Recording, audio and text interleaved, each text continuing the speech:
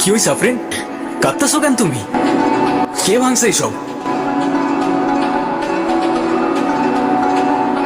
কিরে টাকা কই? আজকে না তোর টাকা দেওয়ার কথা ছিল তোর?